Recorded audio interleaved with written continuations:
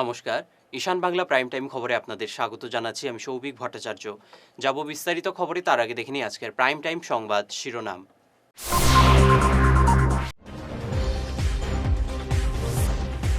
Bangladesh supreme কোর্টের প্রধান বিচারপতির পদত্যাগ, বাড়িতে বিক্ষোভ।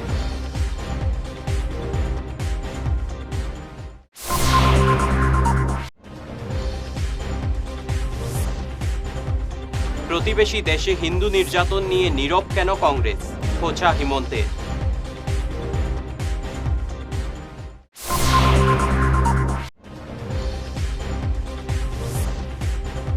গুয়াহাটি হাইকোর্টের নির্দেশে মৃত্যুর ২৭ দিন পর ৩ মার যুবকের মৃতদেহ সমঝে নিল পরিবার। এবারে বিস্তারিত প্রাইম টাইম খবর। বাংলাদেশের সুপ্রিম কোর্টের প্রধান বিচারপতি পদত্যাগ করলেন। আজ সকাল থেকে ছাত্ররা সুপ্রিম কোর্ট ঘেরাও করে। প্রধান বিচারপতি আবেইদুল হাসান পদত্যাগ করেন। এর আগে তার বাড়িতে বিক্ষোভ দেখানো হয়। নতুন বিচারপতির দায়িত্ব দেওয়া হয়েছে আশফাকুল ইসলামকে। গণ আন্দোলন দমনের সময় সংঘটিত হত্যাকাণ্ডের দ্রুত বিচারের দাবি জানিয়েছে ছাত্ররা। বাংলাদেশে হিন্দু নির্যাতন নিয়ে কংগ্রেস সম্পূর্ণ নীরব। কংগ্রেস সব সময় মুসলিমদের সঙ্গেই রয়েছে, এই কথা তারা আবারও প্রমাণ করে দেখালো।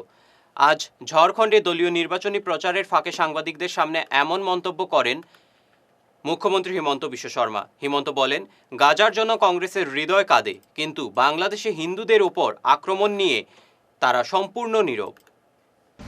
देखिए जो कांग्रेस है, आप देखिए प्रियंका गांधी और कांग्रेस जो परिवार है, उन्होंने गाजा के लिए कितना बार ट्वीट किया है। लास्ट 2-3 महीना में आप देखें, गाजा के लिए ट्वीट करना, गाजा का अल्पसंख्यकों के लिए धरना प्रदर्शन करना, अब पूरा तमाम जो कांग्रेस और उनका इकोसिस्टम को देखिए कि गाजा के लिए कितना हंगामा किया। हालांकि गाजा में जो हुआ था वो टेररिस्ट एक्टिविटी था, और जो भी हो रहा है ये एंटी टेररिस्ट कारोबार हो रहा है। लेकिन बांग्लादेश का हिंदू के लिए ये कांग्रेस लोग कितना बार ट्वीट किया, कितना बार धरना प्रदर्शन किया। आज जो कांग्रेस है उन्होंने प्रूफ कर दिया कि दुनिया में कहीं भी मुसलमानों का तकलीफ होगा तो हम हैं, लेकिन हिंदू का तकलीफ है हम नहीं है। हम खाली हिंदू का बीच में हिंदू को जातियों में तोड़ने का काम ही हमारा मकसद है, बाकी और हमारा कुछ लक्ष्य नहीं है। গুয়াহাটি হাইকোর্টের নির্দেশে মৃত্যুর ২৭ দিন পর ৩ মার যুবকের মৃতদেহ সমঝে নিলেন তাদের পরিবারের লোকজন। আজ শিলচর মেডিকেল কলেজ হাসপাতালের মর্গ থেকে তাদের লাশ সমঝে নেন পরিবারের লোকজন। আজ লক্ষ্মীপুরের মার্কুলিনে তাদের শেষকৃত্য সম্পন্ন হয়। গত ১৭ জুলাই ভুবন পাহাড়ে পুলিশের গুলিতে এই ৩ মার যুবকের মৃত্যু হয়েছিল। পুলিশের মতে এই ৩ যুবক জঙ্গি গোষ্ঠীর সদস্য ছিল, কিন্তু এমন মানতে রাজি ছিলেন না যুবকদের পরিবারের লোকজন। তারা এ নিয়ে আইনের দ্বারস্থ হন। আগামী 10 সেপ্টেম্বর এই মামলার পরবর্তী শুনানি হবে। हम लोग हाई कोर्ट से ऑर्डर मिला है, वो डेड बॉडी केस जो चल रहा है हम लोग का एविडेंस हो गया है, इसलिए ये लाश हम लोग लेके इधर हम लोग का कस्टमरी जैसा बरेल किया है। केस हाई कोर्ट पे चल रहा है। हम लोग आशा है वो जस्टिस मिलेगा। उन लोग का फेक एनकाउंटर का इसका बारे में अभी सब एविडेंस है, और कोर्ट हाई कोर्ट से भी ये हम लोग फुल कॉन्फिडेंस है वो जस्टिस देगा। तीनों लड़का का जोशुआ भी है, ललबेकुंग और लल्लुंगो है, तीनों का एक साथ किया गया। एक साथ में जो एक साथ में वो लोग फेक एनकाउंटर दिया है, वो तीनों हम लोग लेके इधर में हम लोग का कस्टमरी लॉ में इधर बारियर किया है। ফের উত্তপ্ত মণিপুর। এবার 2 জঙ্গি গোষ্ঠীর সংঘর্ষে 4 জনের মৃত্যু হলো। গতকাল বিকেলে ঘটনাটি সংঘটিত হয়েছে জিরিবামের মলনই এবং মলনাম গ্রামে। 2 গোষ্ঠীর গুলির লড়াইয়ে ইউনাইটেড কুকি লিবারেশনের 4 জঙ্গির মৃত্যু হয়েছে। মণিপুর পুলিশ ঘটনাস্থলে উপস্থিত হয়ে মৃতদেহগুলো উদ্ধার করেছে। নিচ্ছে সামান্য বিরতি, থাকছে আর অন্যান্য খবর, সঙ্গে থাকুন। সোনার সংসার জুয়েলার্স, সোনা মানেই সোনার সংসার।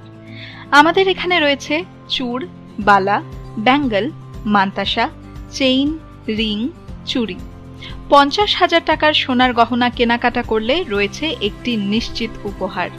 5 লক্ষ টাকার ওপরে কেনাকাটা করলে একটি ডায়মন্ড রিং উপহার হিসেবে পাওয়া যাবে, উইথ 50% মেকিং অফ, অর্থাৎ মজুরি 50% ছাড় রয়েছে।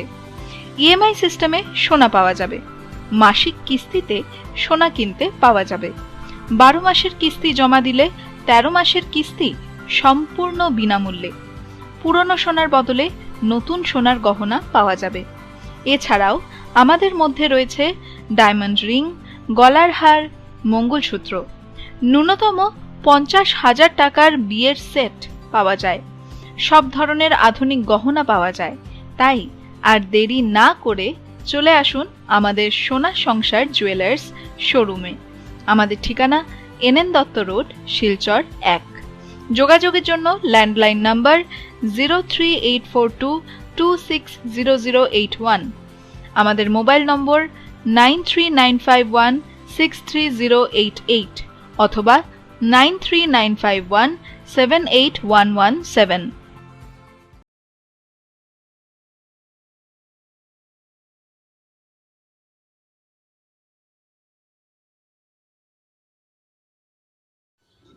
এনার্জি হিলিং সেন্টারে আসুন।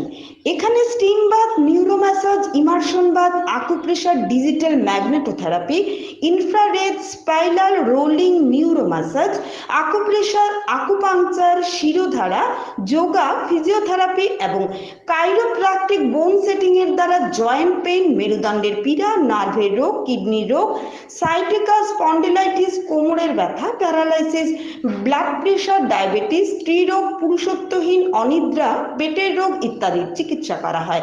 এছাড়া যে কোনো ব্যক্তি প্রাকৃতিক চিকিৎসার মাধ্যমে শরীরে দীর্ঘদিনের জমিয়ে থাকা টক্সিনগুলোকে বের করার জন্য স্টিম বাথ নিতে পারেন।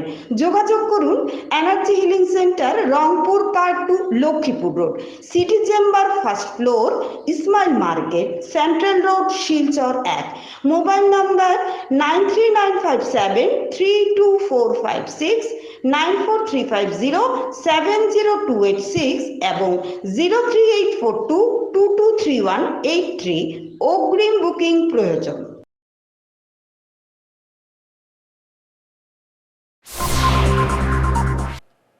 ফিরে এলাম ঈশান বাংলা খবরে। শিলচর জেলা গ্রন্থাগার ভবনের কাজ আজ সরজমিনে খতিয়ে দেখলেন বিধায়ক দীপায়ন চক্রবর্তী। নির্মীয়মান ভবনের কাজ ধীর গতিতে চলার ব্যাপারেও তিনি ঠিকাদার ও ইঞ্জিনিয়ারদের সঙ্গে কথা বলেন। বিধায়ক বলেন, শিলচরবাসীর স্বপ্নের এই জেলা গ্রন্থাগারের কাজ সঠিকভাবে শীঘ্রই সম্পন্ন হতে তার দৃষ্টি রয়েছে। এদিন বিধায়কের সঙ্গে ছিলেন সাংস্কৃতিক কর্মী দীপঙ্কর ঘোষ সহ বিভাগীয় আধিকারিকরা। জেলা গ্রন্থাগার ভবন আমাদের একটা সরকারি একটা বড় প্রতিষ্ঠান, যেখানে আমরা সব কালচারের প্রোগ্রাম আমরা করতে পারতাম। সেটা শুধু ক্লাব এনজিও না, অনেক গভর্নমেন্ট লেভেল প্রোগ্রামও এখানে হতো। কিন্তু 2016 গভর্নমেন্ট আসার পর সেটা কাজ শুরু হয়েছিল, আর এই কাজ খুব স্লো গতিতে চলছিল। বিধায়ক হওয়ার পর সেই কাজে আমি হাত দিয়েছিলাম। আমি অনেকবার এখানে এসে জানতে পেরেছিলাম যে তাদের একটু টাকা পয়সার কনস্ট্রেন্ট রয়েছে। তো পরবর্তীকালে সেটা মুখ্যমন্ত্রীর সাথে কথা বলে একবার তাদের পেমেন্ট হয়েছিল। তারপর গত কিছুদিন আগে আমাদের রনজ পেগু মহাশয় এখানে এসেছিলেন। তো ওনাকে আমি অবগত করাই যে জেলা গ্রন্থাগার আমাদের একটা শিলচরের ঐতিহ্যবাহী জেলা গ্রন্থাগার একটা ডিস্ট্রিক্ট লাইব্রেরি ছিল, সেখানে আমরা যদি তাড়াতাড়ি কাজকে না করতে পারি তাহলে শিলচর সহ কাছাড় ডিস্ট্রিক্ট বা বরাকবিলির বিভিন্ন যারা কালচারাল ক্লাবগুলো রয়েছে তাদের অনেক অসুবিধা হচ্ছে। তো সেটাকে নজর দিয়ে উনি আমাকে বলেছেন, ঠিক আছে পেমেন্টের কী আছে আমি সেটা দেখছি। উনি গিয়েছেন 1 সপ্তাহের ভেতরে। আমি ধন্যবাদ জানাই আমাদের রনজ পেগু মহাশয়কে, যিনি 1 সপ্তাহের ভেতরে 2,80,00,000 টাকা আরেকটা পেমেন্ট কন্ট্রাক্টরকে দিয়েছেন। এবারে কন্ট্রাক্টর যারা এসছেন ওনাদেরকে আমি ডেকেছিলাম, ওনারা গতকালকে আমার ডাকে সাড়া দিয়ে এসছেন। আসার উদ্দেশ্য এটাই যে ওনাদের সাথে মিলে একবার জেলা এটাকে পরিদর্শন করে বা এখানে স্টাফ যারা রয়েছেন তাদের স্ট্যাঙ্ক কতটুকু আছে, কি স্পিডে কাজ চলছে, তার জন্য এটাকে দেখার জন্য আজকে এখানে আমরা উপস্থিত হয়েছি।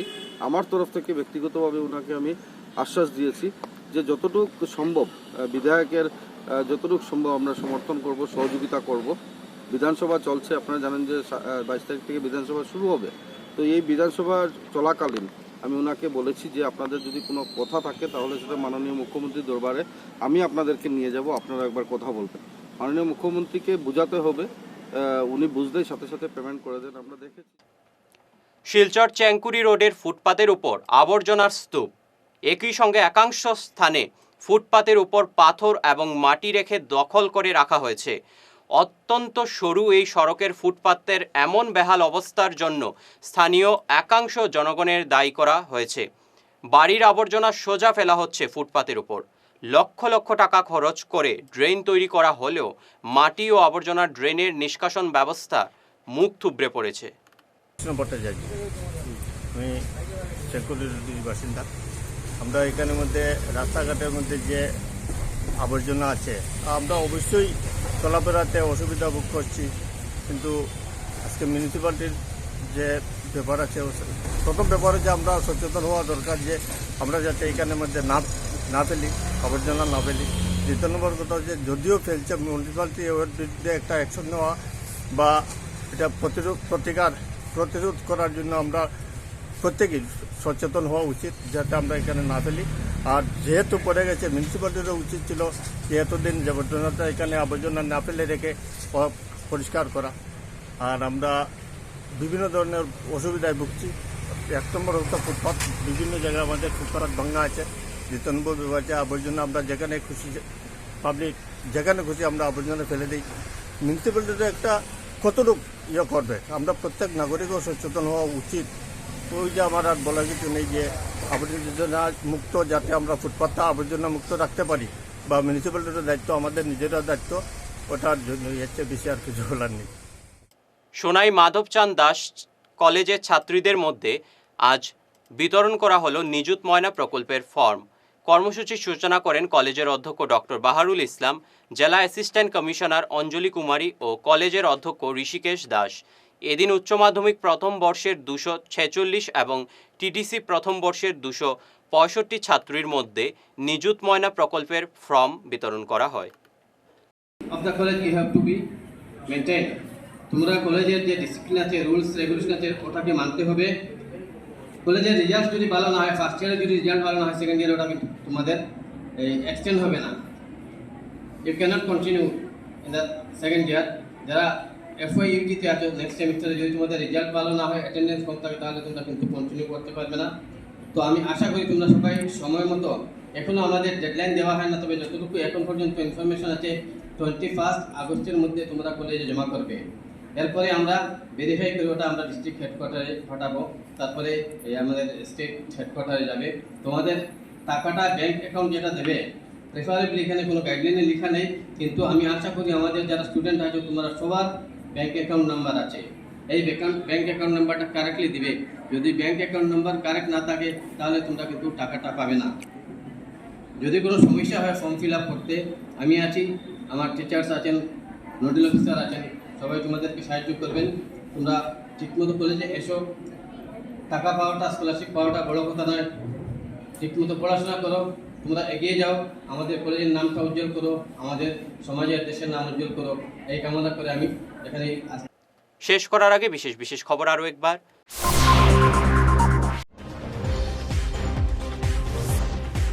বাংলাদেশ সুপ্রিম কোর্টের প্রধান বিচারপতির পদত্যাগ, বাড়িতে বিক্ষোভ।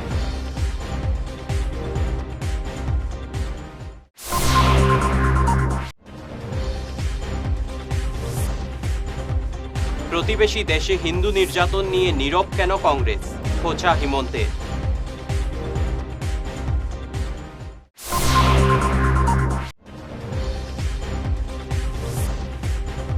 গুয়াহাটি হাইকোর্টের নির্দেশে মৃত্যুর 27 দিন পর 3 মার যুবকের মৃতদেহ সমঝে নিল পরিবার। আজকের মতো ঈশান বাংলা প্রাইম টাইম খবর এ পর্যন্তই। নমস্কার।